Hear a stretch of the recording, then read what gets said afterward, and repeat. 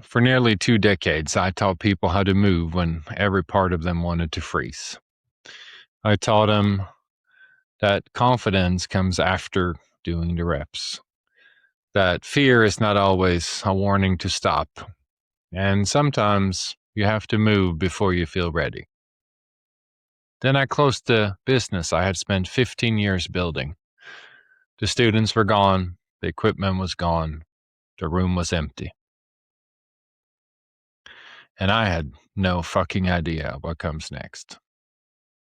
For the first time, I wasn't a coach giving a lesson anymore. I was the man who have to prove I believe it. And maybe you're standing in your own version of that empty room right now. Maybe it's your career. Maybe it's your marriage. Maybe it's your health, your business. Maybe nothing has completely fallen apart. From the outside, your life might look fine. You go to work, you pay the bills, you handle your responsibilities, but privately, you know something has to change. Maybe you even know exactly what it is, but you keep waiting for clarity, waiting for confidence, waiting for the right time, waiting until you know what comes next. And here's what I had to learn. You don't need to know what comes next. You need to take the next honest step. I think this is where a lot of us screw ourselves up. We think an ending has to come with instructions, not just, okay, this chapter is over. Then we start asking ourselves, now what? What am I supposed to do? Where am I supposed to go? How is this going to work? What is the plan? And when we can't answer those questions, we freeze. But we don't call it freezing. We call it planning, preparation. We call it being responsible. We say we're researching. We say we're considering our options. We're waiting for the right opportunity. And sometimes that is true. Sometimes we're just too scared to take the step without knowing where the hell it's going to lead. I know because I did it for years, probably close to 10 years. I talked about starting something online. I had ideas, notes, plans, cameras, microphones. I took courses. Let's just say I spent a few dollars on courses, but I was always getting ready. There was always something else I needed. I needed to understand more. I needed to learn editing. I needed to understand branding. I needed to understand online business. I needed more time, more information, more confidence. There was always one more thing between me and actually beginning. At some point, getting ready becomes a way of standing still. And that's uncomfortable to admit because getting ready feels productive. Um, you can spend years getting ready and convince yourself you're making progress. But eventually, you have to move. And you do not need all the information to finish the journey. You need enough clarity to take the next step. And sometimes clarity doesn't come before movement. Actually, I don't think it ever does. Movement, taking the action, creates the clarity. So let me tell you what happened. We all know what happened in 2020, and the schools had, a few rough years after that, but we built it back up. Then the building we were in developed a serious problem, and it wasn't being repaired properly. So eventually I reached a point where I couldn't ethically keep taking payments and operate under those circumstances. So in March, I closed the school. And there wasn't some beautiful ending where everybody show up and stood around telling stories, taking pictures, hugging each other, and no inspirational music in the background as we left the building and turned the lights off together. It wasn't like that at all. It was refunds, canceling services, trying to shut down 15 years of responsibility without disappearing on the people that trusted me. And then I started selling everything. It was the equipment, the training gear, the furniture. And the hardest thing for me to sell was actually the mats, which probably to you sounds ridiculous. They're only mats, rubber and foam sitting on the concrete floor. But I could look at different spots on that floor and remember people. Someone's first class, somebody who walked through the door scared to death, somebody who froze the first time they were put under pressure, someone who finally fought back, someone who realized for the first time, holy shit, I can do this. And, you know, kids became teenagers on those mats. Students became instructors. Friendships started here. I mean, I think I've been invited to 4 or 5 weddings over the year where people that actually met in my classes. Families spent years here. There was fear, frustration, blood, sweat, and sometimes tears. 15 years of my life happened on those fucking mats. And then one section at a time, they disappeared.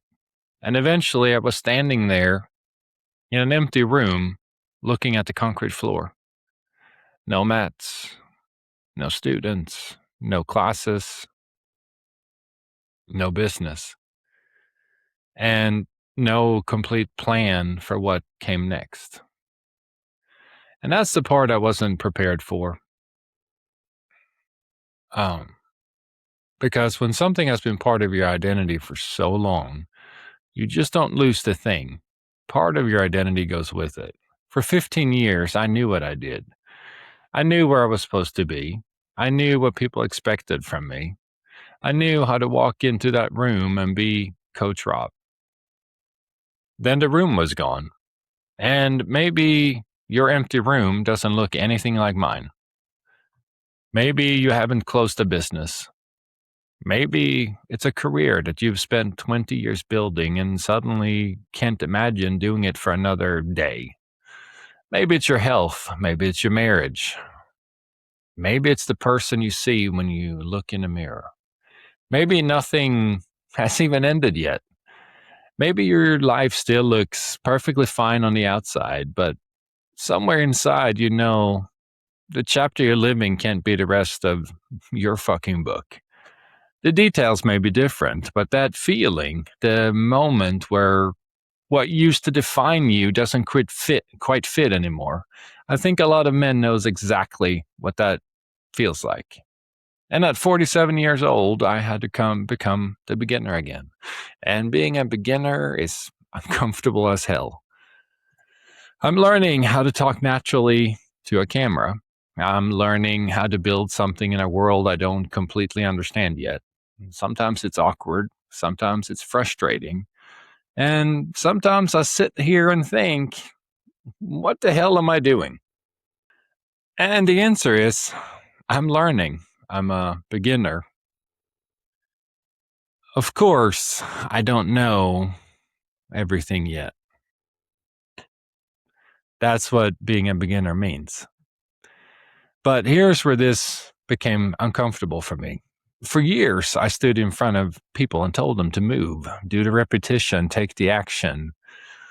You don't get confidence and then take action. You take action and confidence get built afterwards. You don't get good at something you don't do. You get good after you've done it 100 times. Do it scared, do it uncomfortable. Move before you feel completely ready. And now I had to decide whether I actually believe that shit. So here's what closing the business actually taught me. You don't need a map. You need to take the next honest step. We have this idea that before we make a change, we should be able to see the whole thing, know where we're going, how long it's going to take, whether it's going to work, whether we're making the right decision, whether we're going to regret it. And good fucking luck with all that. Life doesn't work that way. Sometimes the old chapter just ends, and the next chapter doesn't show up fully written. Sometimes all you get is a blank fucking page with no clue what comes next. And that's where people get stuck. Because if you can't see the entire path, it's really easy to convince yourself you shouldn't move at all. But your next step doesn't have to solve the next 5 years of your life. It doesn't have to solve the next 5 months. Hell, it doesn't even have to solve the next 5 days. It only needs to move you far enough forward that you know something tomorrow that you don't know today. That's it. One step, one piece of information, then another. I watched this happen in training for years. Someone walks in and they want to know they can handle themselves under pressure before they even step up on the floor. They wanted certainty before they even done one repetition. You can't get it that way. You move, you learn something, and you move again. Sometimes, sorry, I may cut that part out. I don't know. Sometimes clarity doesn't come before movement. Movement creates the clarity, and that's not a sometime. It's always. You don't know what you don't know until you do it. And none of that means you have to pretend the old chapter didn't matter. I miss the school. I miss the students. I miss teaching. I didn't want that chapter to end the way it did. And I'm not going to rewrite 15 years of my life and pretend it was all leading to some inspirational fucking lesson. Sometimes something ends and it just hurts. And you can miss what was. You can grieve what you lost. You can wish it had turned out differently. And you can still move. Moving forward doesn't mean that you wanted the ending. It means you've decided you're not going to spend the rest of your life standing where it ended. And that's what I'm doing now. I don't know exactly where this is going. And I'm finally okay with not knowing because I know the next step. And right now, that's enough. So don't leave this video and try to rebuild your entire life tonight or whenever you watch this. Don't write some 12-page plan. Don't order 5 new books. Don't buy another program. Don't watch another 12 or 27 videos about how to finally get your shit together.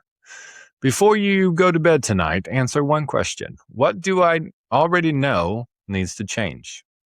Not what might need to change, not what would be nice to change one day. What do you already know? Maybe it's your health. Maybe it's the job you've complained about for 7 years. Maybe it's the conversation you keep avoiding. Maybe it's the business you've been saying you're going to start. Maybe it's the application you haven't submitted. Maybe it's your drinking, or maybe you're spending. Maybe it's the 3 hours every night you spend scrolling through your phone or binge watching a TV show, telling everybody else you don't have time to do the thing you know you need to do. I don't know what yours is, but you probably do. Write it down, then ask yourself the question. What is the one honest action I can take in the next 24 hours? 1, not 12. 1.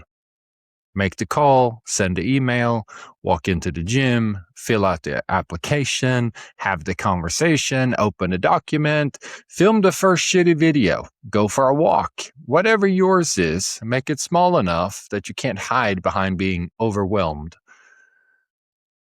But it should still be meaningful enough that when you finish it, you proved something to yourself. Not because one action fixes your entire life. It probably won't. Do it because it ends the waiting. Like I told you, I didn't choose for that business to end the way it did. And you're not going to choose every ending in your life either. Sometimes life makes the decision before you're ready. Something changes, something ends, something gets taken away, somebody leaves, the company downsizes, your body changes, your kids grow up. Life keeps moving whether you're ready for it or not. But eventually, the question that you ask yourself have to change. You can't spend the rest of your life asking, why did this happen? At some point, the question becomes, what am I going to do now? I don't know exactly where this next chapter takes me. I'm building it while you're watching. I'm done waiting until I know. And if you're standing in your own version of that empty room right now, maybe it's time you stop waiting too. Ask yourself, what do I already know needs to change? Then take the next honest step, because what you don't change, you choose. And now, maybe you're sitting there thinking, Rob, that's the fucking problem. I already know what I need to do. I've known for a long time. I just can't seem to make myself go do it. And, I hear it on coaching calls all the time. You say you're going to start Monday. Monday comes, nothing changes. So you promise yourself again and again, and eventually something happens. You stop believing yourself. And that's not because you're lazy. It doesn't mean there's something wrong or broken. It means that you have broken enough of the same promises to yourself so many times that you don't even believe your own word anymore. And another burst of motivation, another 5 books, another 27 videos is not going to fix that. You have to rebuild the evidence to yourself. You have to rebuild your own trust. And that's where we're going next.